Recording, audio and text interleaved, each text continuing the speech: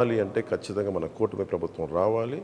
వచ్చిన వెంటనే ముందుగానే మన మెగా డిఎస్సిని మనం దాని మీదే ఉంటుంది, ముందుకు తీసుకెళ్తాం రాగానే. అలాగే సిపిఎస్ కాంట్రిబ్యూటరీ పెన్షన్ స్కీమ్కి సంబంధించి మాట ఇచ్చి మరి వెనక్కి వెళ్ళిపోయాడు. వారం రోజుల్లో సంతకం పెడతానని చెప్పిన వ్యక్తి ఈ రోజున దాన్ని గాల్లోకి వదిలేశాడు. స్కూల్స్లో పాఠాలు చెప్పి టీచర్లను తీసుకెళ్ళి మనకి యారెక్ షాపుల దగ్గర, సారాయి షాపుల దగ్గర క్యూల్లో సరి చేసే బాధ్యతలు అప్పచెప్పాడు.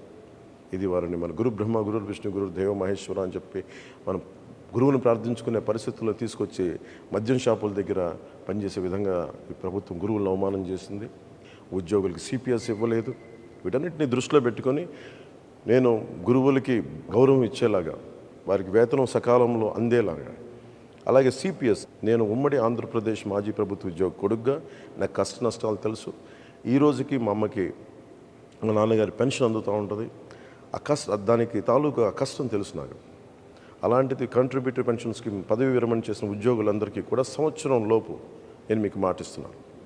సంవత్సరం లోపు దీనికి పరిష్కారాన్ని కనుక్కొని మీ పదవీ విరమణ మీకు భయపెట్టేది కాదు, మీకు భరోసా ఇచ్చేదిలాగా ఉంటుందని చెప్పి మనస్ఫూర్తిగా నేను మీకు పదవి విరమణ చేయబోతున్న ఉద్యోగులందరికీ నేను తెలియజేసుకుంటా ఉన్నాను.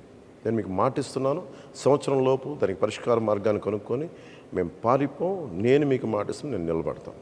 అలాగే సాగునీరు, మనకి ఇన్ని ప్రాజెక్టులు ఉన్నాయి. ఈరోజు మెగా ప్రాజెక్టు